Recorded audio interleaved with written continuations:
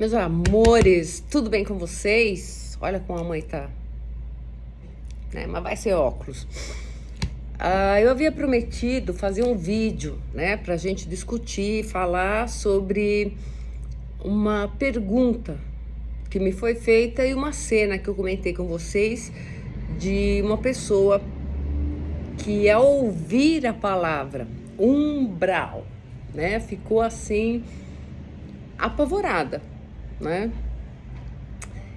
E eu resolvi fazer esse vídeo porque, conforme a gente estuda, há muitas culturas, né? Cada um segue uma filosofia, uma vertente, mas eu acho que é unânime, ou quase unânime, né? Não existe quase, porque se é unânime é tudo. Mas grande parte das pessoas entende o umbral. Umbral vem do latim, significa o quê? Sombra, né?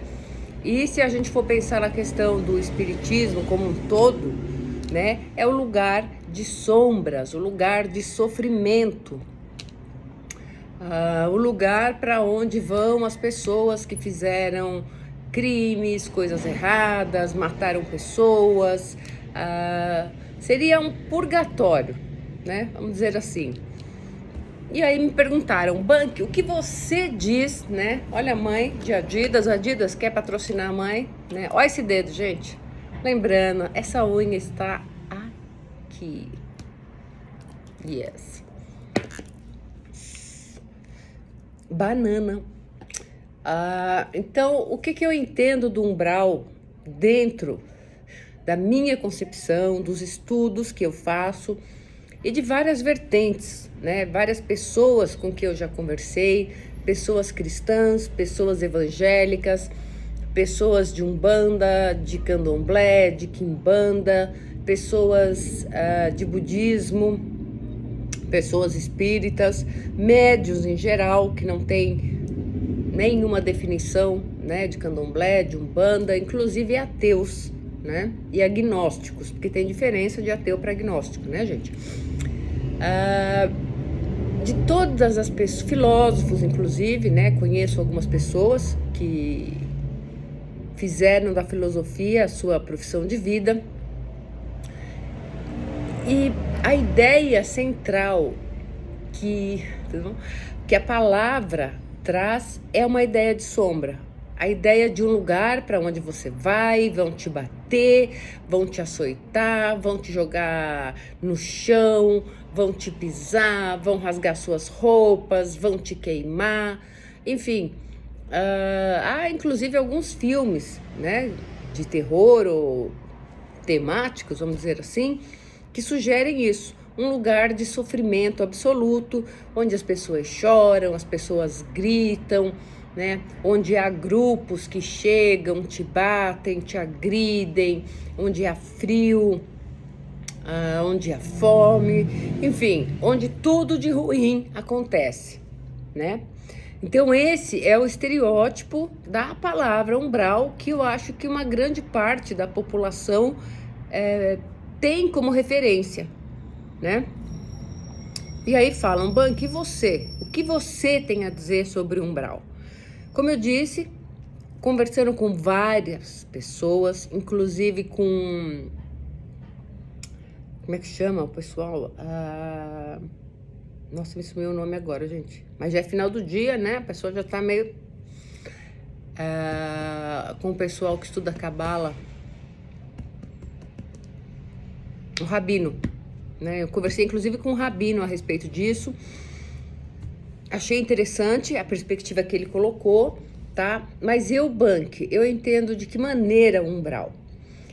Para mim, tudo é energia, gente, tá? Nosso corpo, né? Por isso que eu falo corpo físico, corpo astral, corpo espiritual, mas tudo resulta em energia. Por isso que muitas pessoas, de cara, se dão bem. É aquelas pessoas que a gente fala, nossa, eu gostei de graça dessa pessoa.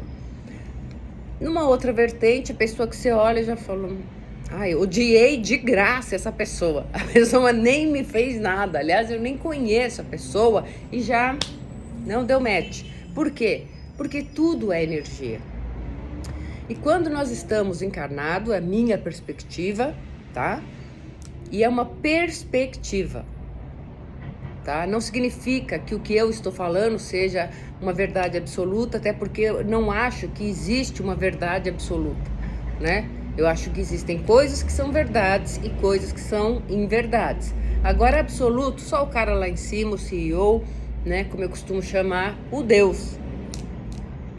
Na minha maneira de ver, como eu disse, tudo é energia. E tudo vai somatizando e ficando nesse nosso corpo. Quando nós passamos para um outro plano, né, seja a forma que for, de forma natural, entre aspas, né, quando se tem uma certa idade, já há uma doença, uma comorbidade, já é esperado que a pessoa desencarne, né, ou de maneira súbita, né, às vezes num acidente, um infarto, enfim, independente da maneira que você vai para outra dimensão, que é assim que eu gosto de me referir. Quando você desencarna, primeiro, e por isso a importância que eu sempre digo, quando a gente faz a oração das 6 horas da manhã, quando eu falo que nós pedimos o anjo da guarda para uma encarnação inteira e ele vai estar conosco até o último suspiro e um pouquinho mais. Esse um pouquinho mais é justamente essa hora do desencarne, né? Onde, obviamente, vem um mentor, uma pessoa para nos acompanhar nessa passagem.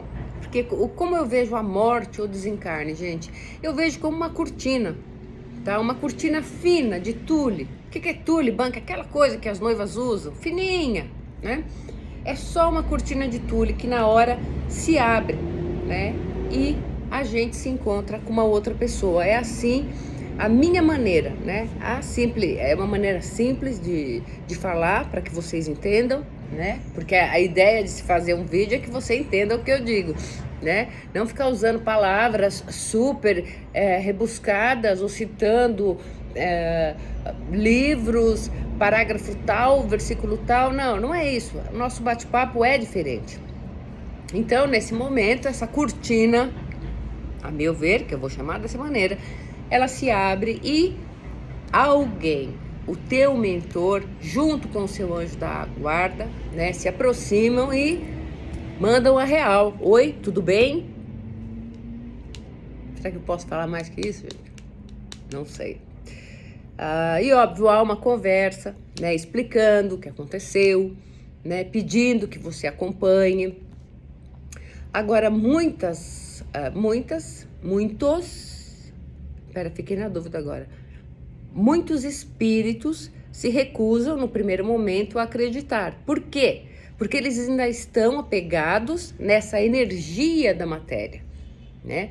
Então vem pessoas, isso e aquilo, e dizem, não, eu não passei para outro plano, eu estou aqui, essa pessoa deve estar desequilibrada, ela está mentindo, né? Eu sei que eu estava dirigindo, eu sei que eu estava dormindo, eu estava no hospital, aí cada um, né, vai ter uma memória. E não, eu não passei, né? Os que fazem, oferecem resistência. E para essas pessoas é oferecido, né, esta condução para uma outra dimensão, e alguns aceitam e vão, outros não aceitam e não vão. Nós não vamos falar nesse vídeo desses que não aceitam e não vão. Isso aí vai ser material para um outro vídeo, que vai ser os que não aceitam e não vão, né? Vamos partir do princípio desse pessoal que aceitou e falou, ok, vamos. Como foi sua trajetória na Terra? Você era mais materialista ou você tinha um equilíbrio entre a matéria, a emoção, entre o social, a solidariedade, empatia? Como é que foi a sua existência? Já se faça essa pergunta hoje. Por quê, Banque? Porque é isso que vai definir a dimensão pela qual você vai passar. Se a gente pensar no umbral, né, como um lugar de sombras, quem são essas sombras? São outras pessoas? Será que são, gente? A meu ver, não. Tá? Há sofrimento, para alguns há sofrimento. Por quê? porque você vai estar carregando as suas sombras. Todos nós temos sombras. Eu tenho as minhas sombras, você tem as suas sombras, né? Arrependimentos, coisas que se a gente pudesse voltar, talvez teria feito de forma diferente, ou teria tido uma outra abordagem para aquele tema, para aquele assunto, né? Então, todos nós temos sombras. A questão é como nós lidamos com as nossas sombras, né? E aqui não vamos entrar em psicanálise nem em psicologia, porque a gente está falando de esoterismo. A maneira como você se enxerga vai refletir a maneira que você vai fazer a passagem e o lugar, a dimensão para a qual você vai ser mandado.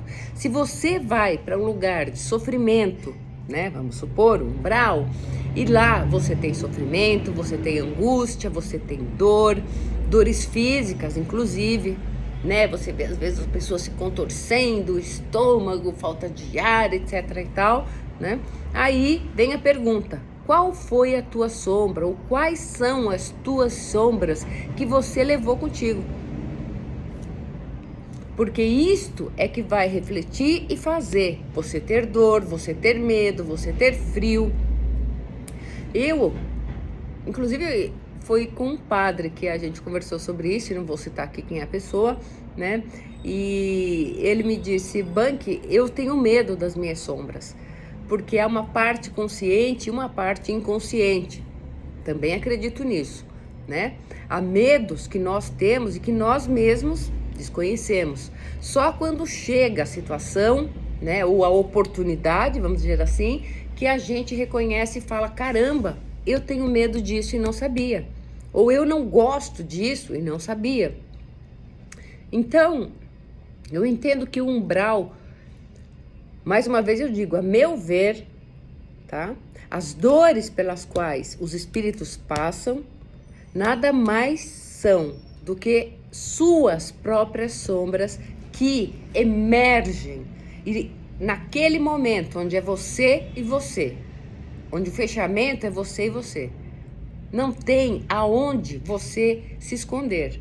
Ou você esconder algo que você fez, que você viveu, que você sentiu, né? Enquanto a gente está vivo, aí tem, né, as caixinhas psicológico que você coloca, fecha, às vezes algum gatilho, né, faz com que ela se abra e volte uma memória. Há coisas que ficam no inconsciente porque o consciente não aguentaria se voltasse e tivesse essa lembrança de um episódio muito triste ou muito forte. Agora, quando a gente está no outro plano, gente, tudo isso vem à tona, né? Então, essas sombras nada mais são do que a nossa vida, a nossa passagem pela Terra. Por isso que é importante como você está vivendo, de que maneira você está vivendo, quantas sombras você está colocando em você, e na hora de ir para outra dimensão, essas sombras vão sair e estar face to face, cara a cara com você, tá? E de que maneira você vai enxergar isso? Você vai se punir? Você vai se culpar? Você vai entender que agiu errado e pedir uma oportunidade ou uma chance de alguma forma remediar, ajudar? Como é que você vai lidar com esta informação, que até então era desconhecida, né? Então, o umbral, para mim, eu realmente não vejo como um lugar onde as pessoas são agredidas, são espancadas, nada disso. Eu vejo como um lugar onde nós vamos estar cara a cara com a nossa sombra. Lado de luz, lado de sombra. E se não houver um equilíbrio entre os dois, essas sombras vão fazer com que nós mesmos nos punamos de alguma forma. Com dor, com tristeza, com frio, com fome, com memórias de coisas que a gente fez e que foi deixando para lá, mas que naquele momento vem, e quando a gente está cara a cara, não tem como a gente não se olhar, não tem como a gente não se ver e fazer um julgamento de si mesmo, tá? Independente do julgamento que a gente vai ter lá em cima com o cara, com Deus, esse julgamento, entre aspas, prévio que ocorre, para mim é o que eu chamo de umbral. Porque ali não tem ninguém para você se vitimizar ou para você falar a história. Olha, sei lá, vou dar um exemplo bem banal. Eu roubei o João. Só que durante a vida toda você vai negar que roubou o João, porque é feio roubar o João, não é certo roubar o João, né? E você sabe disso. Mas naquele determinado momento você precisou, enfim, você roubou o João. Quando você estiver sozinho, não vai ter ninguém para você convencer que, olha, eu não roubei o João. Vai estar você e você. E você vai virar para você e falar, olha, eu não roubei o João. Não. Você vai dizer, eu roubei o João. E passei a vida toda confirmando que eu não roubei o João. Eu confirmei tanto que algumas vezes até eu cheguei a duvidar, será que eu roubei o João? Porque acontece isso. Há pessoas que sustentam uma mentira por tantos anos, que às vezes chega uma hora que a pessoa fala, mas será que é isso mesmo? Ou será que isso nem aconteceu e é minha imaginação? Eu já vi alguns casos assim, né? Então eu acho que esse momento de verdade, onde a gente está face to face, é o umbral de cada um, né? Eu acho que então cada um tem o seu umbral particular. E de que maneira você vai vivenciar essa sombra vai depender da gente.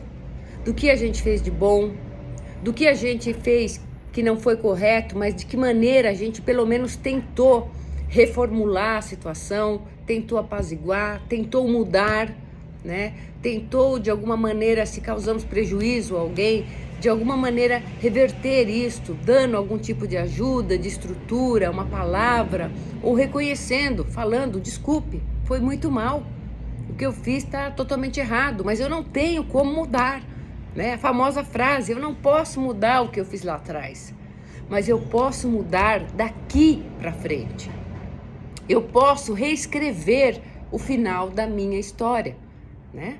Eu posso reescrever quais serão as sombras que eu vou encontrar quando eu estiver no outro plano. Então eu acho que na realidade a gente vive uma encarnação e com o que mais a gente deve se preocupar não é com os outros ou com o julgamento dos outros, é com o nosso lado de sombra, porque é ele quem vai determinar o meu umbral, o seu umbral, o umbral de cada um, né?